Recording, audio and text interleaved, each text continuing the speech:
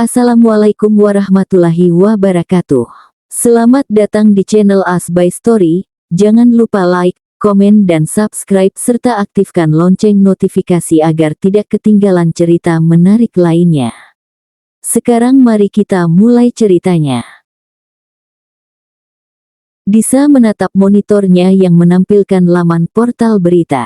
Isi berita memuat informasi yang menyebutkan bahwa masalah bangunan gudang yang katanya berdiri di tanah sengketa dan perizinannya bermasalah sudah terselesaikan. Hanya berselang 2 hari dan masalah teratasi. Berita-berita miring sebelumnya yang sempat beredar di media internet sudah ditarik. Pihak yang menggugat Asara terkait gedung itu juga sudah membatalkan gugatannya. Bukankah aneh sekali? Ya, aneh sekali, sahut Disa atas pertanyaan Gea. Tatapan mata Disa fokus pada layar komputernya. Ada foto Pratisa yang terpajang di sana sebagai sosok yang dipercaya telah menyelesaikan masalah yang menimpa Asara. Tidakkah kamu berpikir jika ini disengaja? Tentunya, Disa sudah memiliki asumsi sendiri siapa yang ada di balik huru-hara yang terjadi ini. Masalah ini terjadi tak berselang lama setelah mencuatnya berita bahwa akan ada penunjukan pemimpin baru. Kendati berita tersebut masih sekedar rumor, tampaknya orang-orang yang tidak suka dengan berita tersebut sudah bergerak cepat. Kamu tahu kan, G, kalau orang-orang ini masih mengincar posisi papiku, kata Disa. Masih memperhatikan foto sepupunya yang tersenyum lebar seolah meraih kemenangan telak di laman berita. Pratisa Baswara, putri dari Tante Praya yang sekarang memang bekerja untuk Asara di bagian legal. Ayahnya adalah seorang pengacara handal yang sudah memiliki firma hukum sendiri.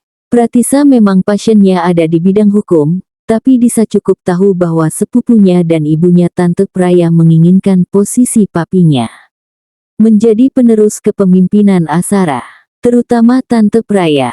Bibinya itu pasti tidak rela begitu saja jika keponakan yang dibencinya ini yang akan memegang kendali atas Asara. Mereka hanya sedang menunjukkan pada orang-orang, jika mereka juga patut dipertimbangkan untuk menduduki posisi itu, lanjut Disa. Gaya hanya bisa bergidik. Perseteruan yang terjadi pada keluarga-keluarga kelas atas memang tidak akan pernah bisa ia mengerti. Bersaing dan melawan saudara sendiri sudah seperti hal yang lumrah. Konflik-konflik perebutan warisan dan kekuasaan yang dilihatnya di drama-drama terlihat nyata sekarang bagi Gea. Hari ini Disa memutuskan untuk makan siang di kantin bersama Gea. Sahabatnya itu sudah merengek padanya agar ditemani makan siang dan berkata tidak seharusnya Disa terus mendekam di ruangannya. Akan lebih baik jika Disa bersosialisasi dengan para pegawai agar mereka tidak melihat Disa sebagai atasan galak yang otoriter dan sombong. Begitu sampai di kantin, Gea menyesali keputusannya mengajak Disa untuk makan siang bersama. Di sana, ada Pratisa yang sedang antri untuk mengambil makan siang sementara orang-orang lain yang ikut mengantri bergantian memberikan pujian kepada perempuan itu karena berhasil menyelesaikan masalah yang sempat menggemparkan Asara. Rasanya telinga Gea sakit saat mendengar pujian yang terlalu berlebihan itu. Mereka tidak tahu saja, jika kemungkinan besar yang kemarin itu adalah hasil rekayasa. Gea menoleh ke arah Disa. Atasan yang juga temannya itu tampak tidak terganggu, wajahnya datar-datar saja. Oh, Disa, aku tidak tahu kalau kamu mau untuk makan siang di sini. Gea ingin mencibir saat mendengar ucapan si Pratisa saat menyadari keberadaan Disa dan dirinya. Perempuan itu kedengaran sekali jika ingin menyindir. Disa yang berada di antrian menatap lurus pada Pratisa yang memberikannya senyum lebar. Senyum penuh kepura-puraan. Disa tidak pernah benar-benar dekat dengan sepupunya meskipun mereka seumuran. Satu-satunya alasan dirinya tetap berhubungan dengan Pratisa karena mereka masih kerabat.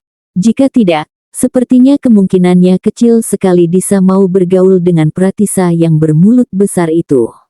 Beberapa pegawai yang ada di sekitarnya menyingkir saat Pratisa melangkah mendekati Disa.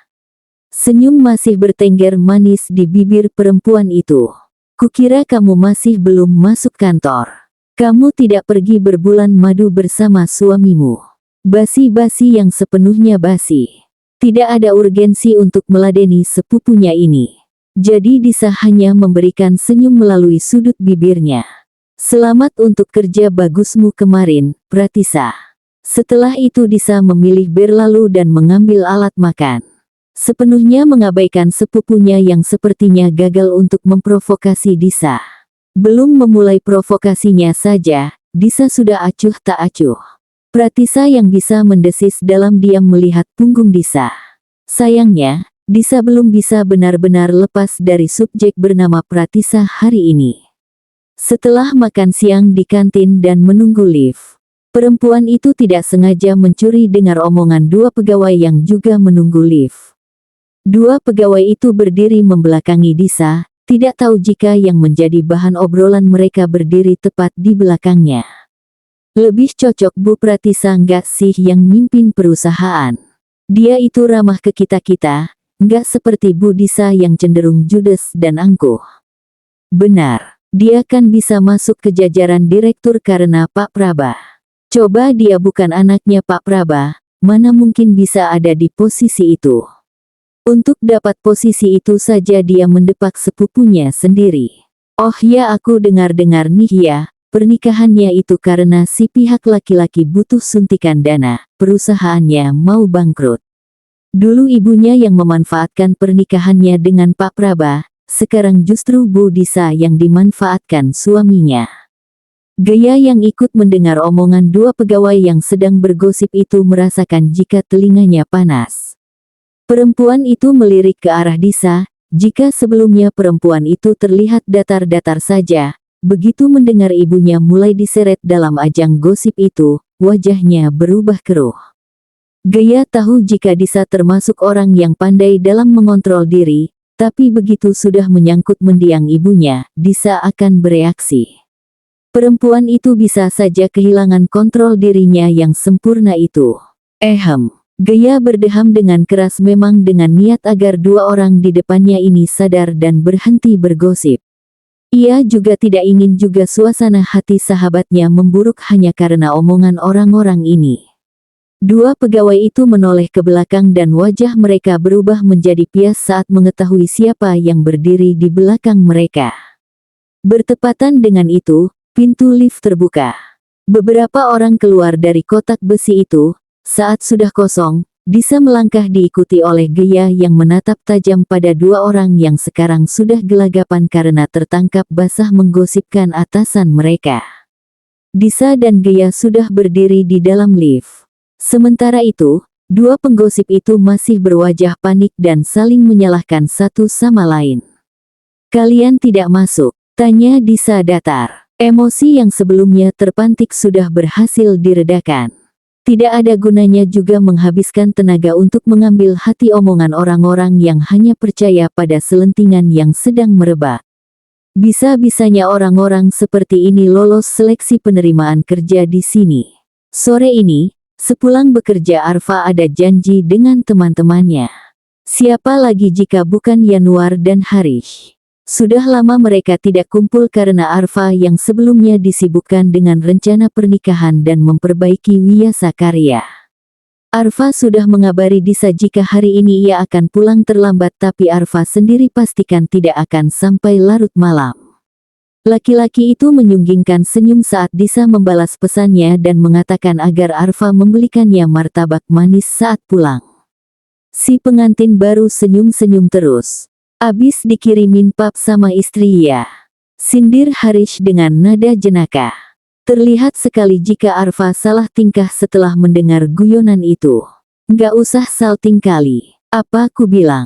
Kau pasti jatuh pada pesona seorang Paradisa, lanjut Harish. Laki-laki terkekeh sendiri melihat Arfa yang saat ini bertingkah seperti remaja yang baru jatuh cinta. Tidak seperti laki-laki dewasa yang sudah berada di usia akhir 20-an. Betul, seperti apa kataku dulu, kau itu tidak benar-benar cinta sama Binar. Kalian memang cocoknya menjadi teman, celetuk Yanuar yang bergabung dengan percakapan.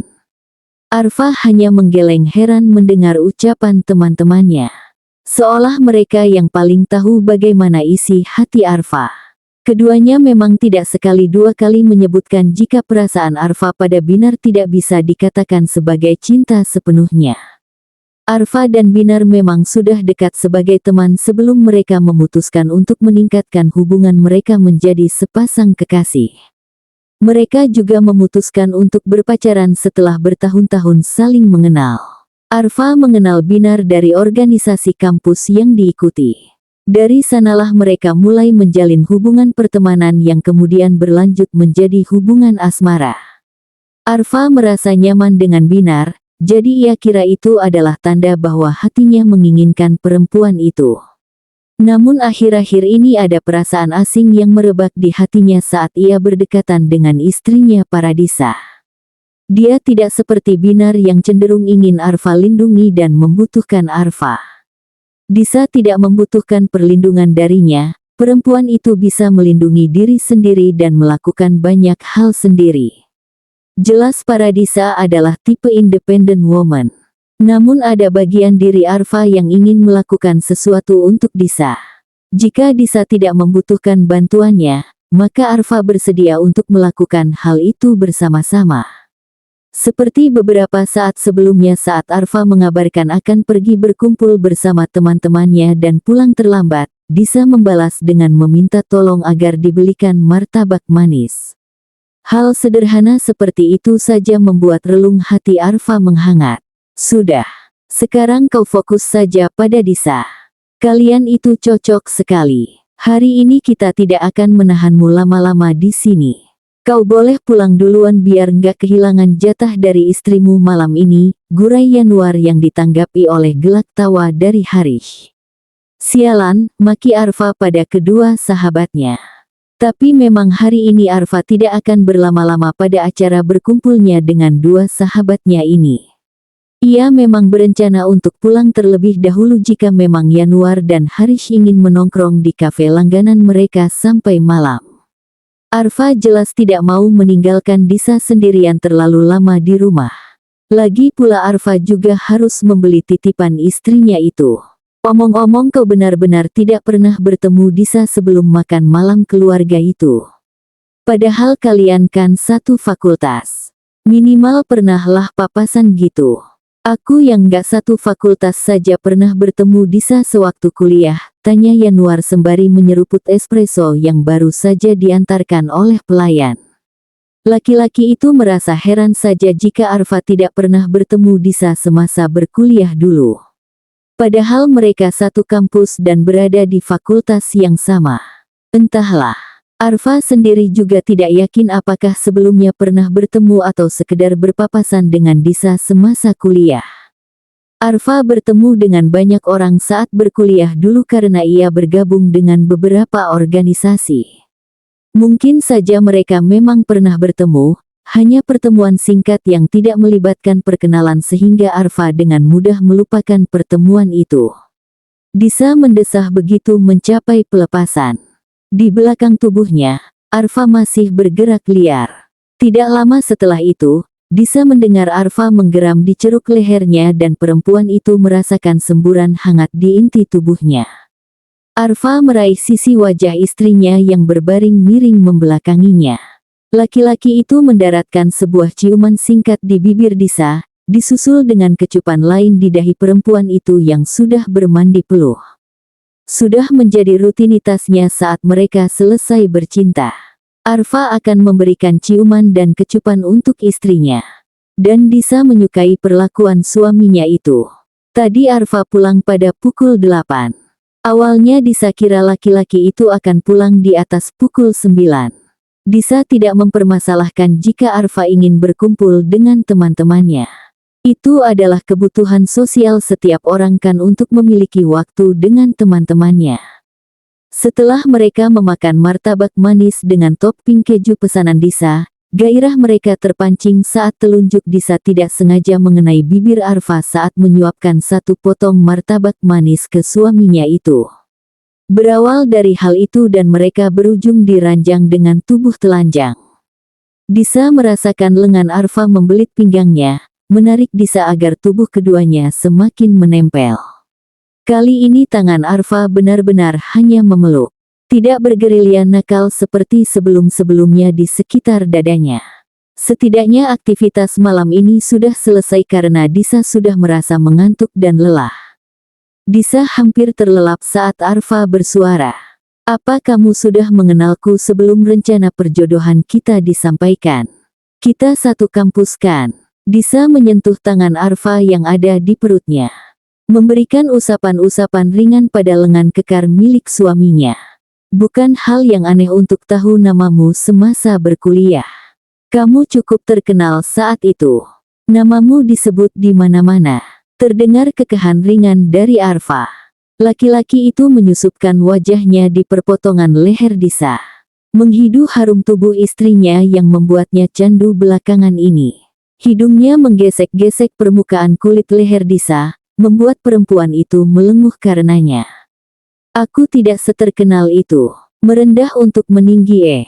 Serius, apakah kita dulu pernah bertemu waktu berkuliah? Kita ada di fakultas yang sama. Mungkin saja. Setelah menjawab itu, otak Disa membuka kotak memorinya dan menampilkan kilas bayangan yang terjadi di masa lalu yang selalu disimpannya dengan rapi. Ingatan itu masih terasa segar untuk Disa. Setiap detailnya, Disa masih ingat apa yang terjadi di hari itu. Hari pertama di mana Disa merasakan sesuatu bergetar di dalam dadanya. Sesuatu yang membuat jantungnya bekerja lebih cepat dari biasanya tanpa alasan yang pasti. Disa selalu mengingat hari itu, namun sayangnya orang yang juga menjadi bagian dari memori itu tidak melakukan hal yang sama. Disa memilih mengalah pada kantuk yang sudah menerjangnya dan membuat kilas memori itu tersimpan kembali. Arfa merasakan napas istrinya yang mulai teratur.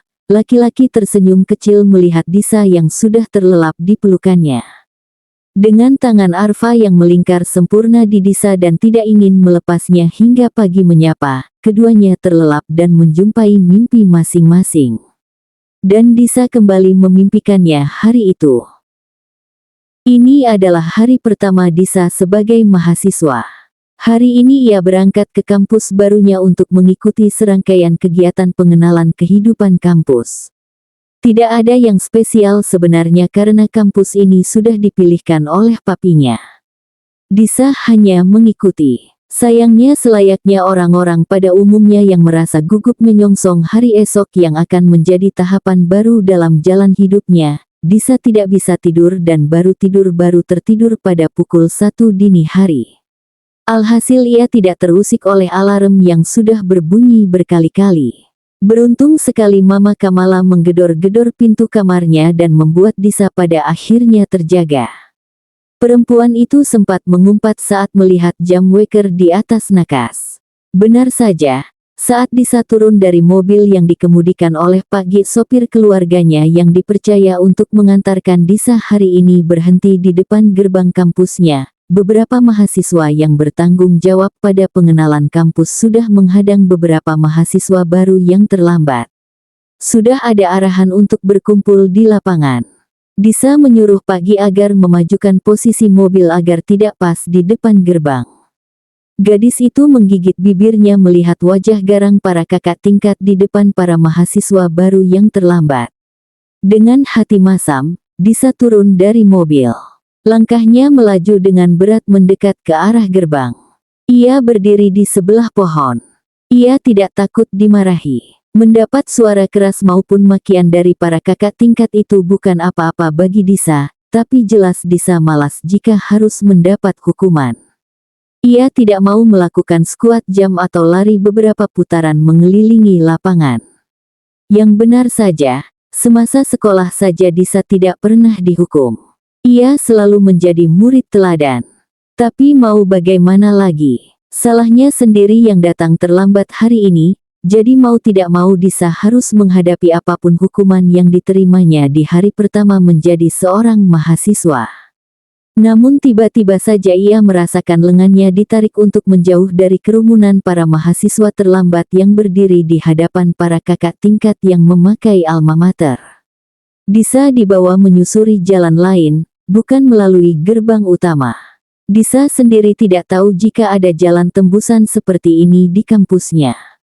Ia hanya mengikuti dalam diam seorang lelaki yang masih menarik pergelangan tangannya. Tidak ada suara yang dikeluarkan oleh keduanya. Disa hanya tetap terus berjalan mengikuti si pemandu jalan. Dari balik belakang tubuh laki-laki itu, Disa bisa mencium aroma sitrus yang menguar dari tubuh sang lelaki. Menggelitik indera penciuman Disa. Setelah berhasil memasuki area kampus, sosok yang menarik Disa akhirnya melepaskan tangan Disa. Sudah aman. Mereka tidak akan tahu kalau kita terlambat. Kamu bisa pergi ke lapangan dan mencari kelompokmu, laki-laki itu berkata sambil memberikan seulas senyum kepada Disa. Tatapannya juga teduh seolah siap menghanyutkan siapapun yang menatapnya meski Disa hanya mendapatkannya sekilas. Laki-laki itu dengan cepat memalingkan wajahnya. Selama beberapa sesaat Disa terpaku pada senyum manis itu yang terekam di memorinya. Untuk pertama kalinya dada Disa bergemuruh untuk seorang laki-laki. Saat Disa bersiap untuk mengucapkan terima kasih, lelaki itu sudah membalikan tubuh dan berlalu menjauh dari posisi Disa dan bergerak ke arah lapangan di mana para mahasiswa lain sudah berkumpul. Terima kasih.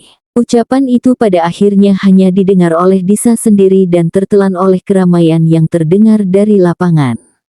Netra Disa masih memandangi sosok lelaki yang sudah menghindarkannya dari hukuman karena datang terlambat. Seminggu setelahnya, baru Disa ketahui jika laki-laki itu bernama Arfa Satya Wiyasa. Kata orang-orang lelaki itu adalah putra sulung dari keluarga Wiyasa. Disa mengenal laki-laki itu dalam diam. Tidak berniat untuk menampakkan diri dan bisa saling mengenal. Beberapa kali dirinya berkesempatan berpapasan dengan Arfa, namun sayangnya laki-laki itu tidak mengingat pertemuan pertama mereka.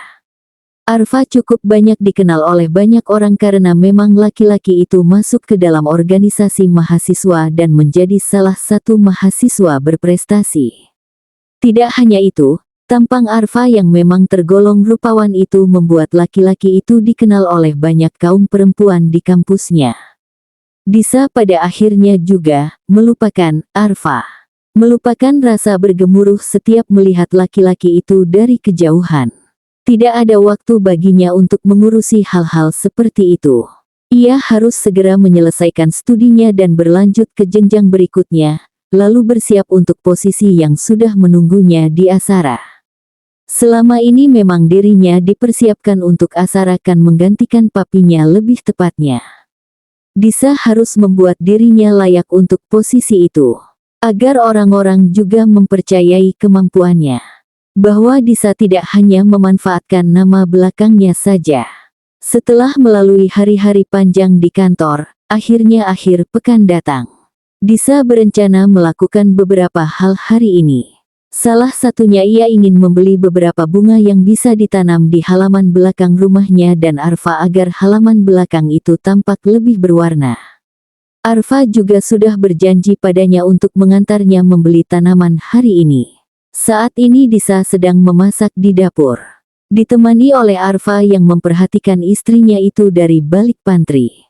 Laki-laki itu duduk di stul dengan mata yang tidak lepas memandangi punggung Disa yang sibuk memasak menu sarapan mereka. Biliah tidak datang di akhir pekan.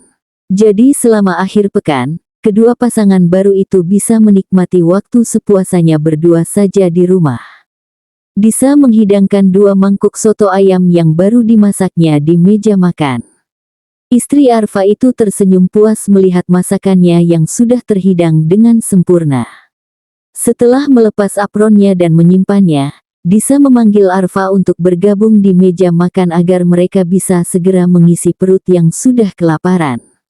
Arfa menatap semangkok soto ayam di depannya dengan manik mata berbinar. Semangkuk soto ini memang tidak spesial bagi orang lain, tapi lain bagi Arfa. Makanan buatan istrinya itu seperti selalu cocok di lidahnya. Stop melihat soto buatanku dengan pandangan seperti itu. Sejatinya Disa merasa tersipu saat melihat bagaimana tatapan berbinar Arfa saat melihat soto yang sudah terhidang di depannya. Seolah-olah soto itu adalah makanan terenak yang akan dimakan oleh laki-laki itu. Padahal soto itu tidak ada istimewanya sama sekali. Disa belum cukup mahir untuk urusan dapur. Kemampuan memasaknya masih dasar. Soto buatannya ini juga bumbunya bukan racikan sendiri. Disa menggunakan bumbu instan. Sejujurnya aku masih tidak menyangka. Tidak menyangka jika aku bisa memasak. Arfa menganggukkan kepalanya dengan tatapan sepenuhnya terarah kepada sang istri meskipun tangannya sedang menyuapkan sesendok soto ke dalam mulutnya. Semua orang juga akan berpikir begitu. Disa tidak terkejut maupun tersinggung jika Arfa berpikir demikian. Lahir dengan menyandang nama Baswara memang seolah menjadikan Disa sebagai seorang putri.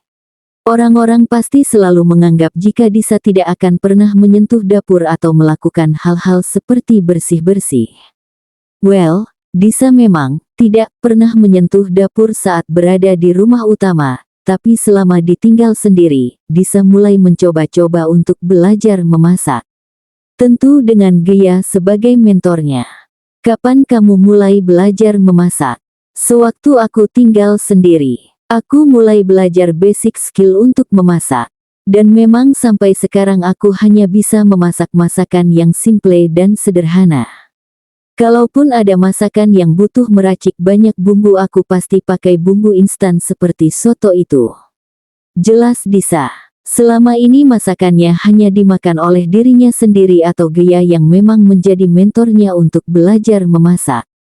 Sekarang ada satu orang lagi yang menjadi penikmat masakannya dan itu adalah suaminya. Ada suatu getaran dalam diri Disa mengetahui fakta tersebut. Tidak apa, itu kan gunanya keberadaan bumbu instan. Dan masakanmu pas di lidahku. Lain kali mungkin kita harus belajar memasak bersama. Ujar Arfa menyarankan di sela aktivitasnya menikmati soto buatan Disa. Sementara itu, Disa menundukkan wajahnya untuk menyembunyikan sebuah senyum yang terbit karena perkataan sang suami. Setelah sarapan dan mencuci mangkok dan peralatan memasak bersama tepatnya Arfa yang mencuci, Disa yang mengelap mereka bersiap untuk agenda ke toko bunga dan tanaman. Sayangnya agenda itu harus ditunda saat Disa menerima panggilan di ponselnya.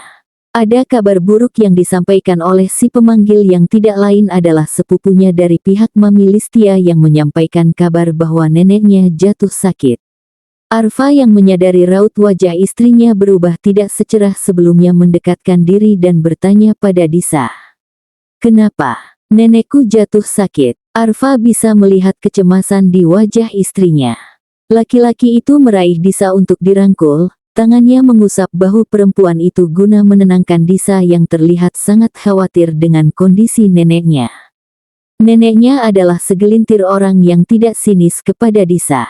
Perempuan tua itu selalu bersikap hangat kepada Disa walaupun putri sulungnya Tante Malita masih terlihat sinis kepada Disa.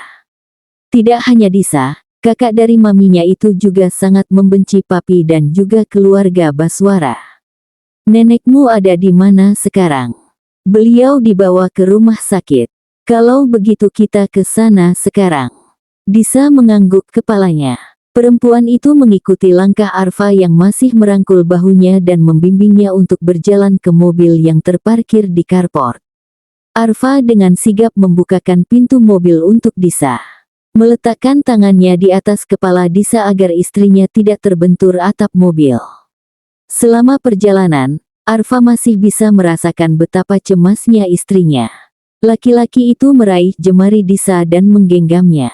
Diletakkannya tangan mereka yang saling tertaut itu di atas pahanya, sedangkan tangannya yang lain sibuk memegang kendali kemudi. Disa dan Arfa sampai di Amarnat Medika. Dari informasi yang Disa peroleh, neneknya itu berada di ruang ICU. Saat berada di depan ruang ICU, ada kakak sepupunya dan juga Tante Lita yang duduk di kursi tunggu. Gimana keadaan nenek, Kak? Disa menanyakan kondisi neneknya kepada Listia yang sebelumnya mengabarinya bahwa sang nenek dilarikan ke rumah sakit. Wajah sendu kakak sepupunya itu semakin membuat Disa cemas, apalagi neneknya juga berada di ruang ICU. Sudah pasti kondisi kesehatan neneknya sangat tidak baik-baik saja. Cek, di tengah-tengah kekhawatiran yang melanda ia mendengar decakan dari tantenya yang duduk menyilangkan kaki di kursi tunggu. Perempuan itu mengangkat kepalanya agar bisa memandang Disa yang berdiri tidak jauh dari posisi duduknya. Wajahnya jelas sekali menunjukkan ketidaksukaan atas kehadiran Disa di sini. Masih ingat juga kamu sama nenekmu? Arfa merasakan ketegangan menyelimuti istrinya dan tantenya. Laki-laki itu senantiasa menggenggam tangan Disa yang tidak dilepaskannya sama sekali setelah turun dari mobil. Suasana hati Disa yang sedang tidak dalam kondisi stabil membuat ia yang biasanya tidak terpengaruh oleh apapun yang disampaikan oleh tantenya. Kali Disa sedikit terpancing dengan yang diucapkan oleh tantenya yang menunjukkan seolah-olah Disa tidak pernah peduli dengan sang nenek.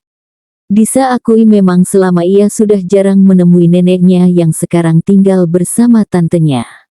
Disa semakin sibuk begitu bekerja. Jabatannya menyita banyak waktunya. Tapi Disa tidak pernah benar-benar abai kepada neneknya itu. Ia masih sering berkirim pesan dengan neneknya dan sering menanyakan kabarnya kepada Listia yang tidak membencinya sebagaimana ibunya. Maksud Tante?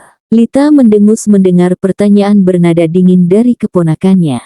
Perempuan itu bangkit dari duduknya dan melangkah mendekat ke hadapan Disa dan sang suami. Kamu kan sudah terlalu nyaman dengan keluarga Baswara yang wah itu. Keluarga kami tidak ada apa-apanya jika dibandingkan dengan Baswara. Kamu tidak perlu sok repot-repot peduli. Kali ini emosi Disa benar-benar terpancing. Sebelah tangannya terkepal kuat sementara yang lain semakin menguatkan genggamannya pada tangan Arfa saat mendengar setiap untaian kata dari tantenya. Kenapa tante begitu membenciku? Pertanyaan yang sejak dulu hanya bisa berputar-putar di kepalanya setiap kali mendapat kesinisan dari tantenya itu akhirnya tersampaikan juga. Dulu tantenya bersikap sangat hangat sekali padanya. Semuanya berubah ketika maminya meninggal. Kamu masih menanyakan hal itu. Terdengar tawa mengejek dari tantenya.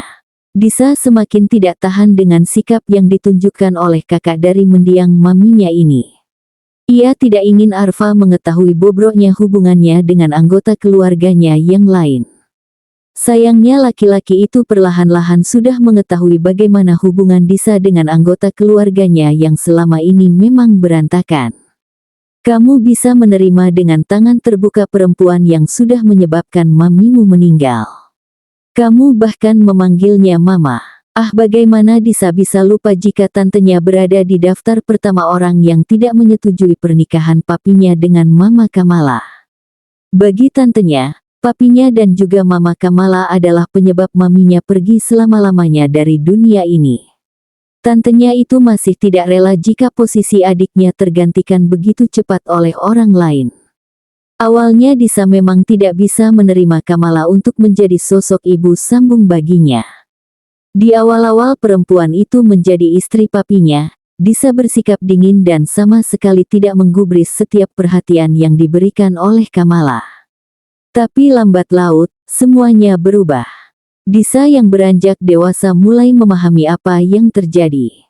Kamala juga selalu menunjukkan penyesalan apa yang terjadi pada maminya.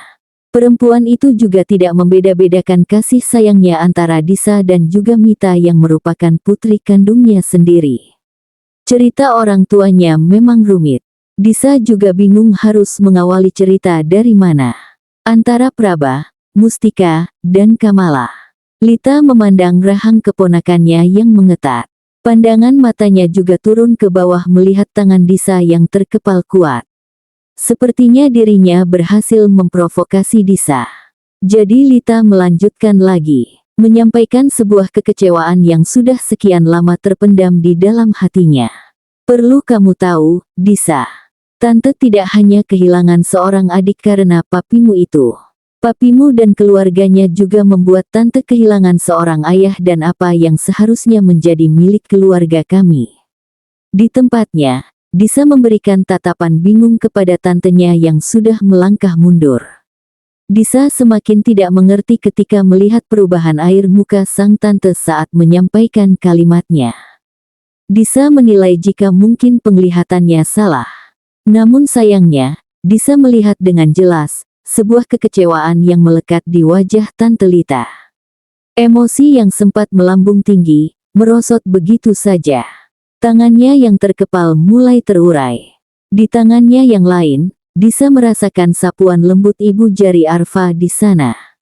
Di kepalanya sekarang Disa berusaha mengartikan arti ucapan tantenya. Disa bisa mengerti soal Tante Lita yang menyebutkan terkait kehilangan seorang adik yang adalah ibunya. Tapi Disa tidak mengerti dengan maksud kehilangan ayah. Kakeknya memang meninggal setahun setelah kematian maminya. Kakeknya itu meninggal karena penyakit bawaan jantung.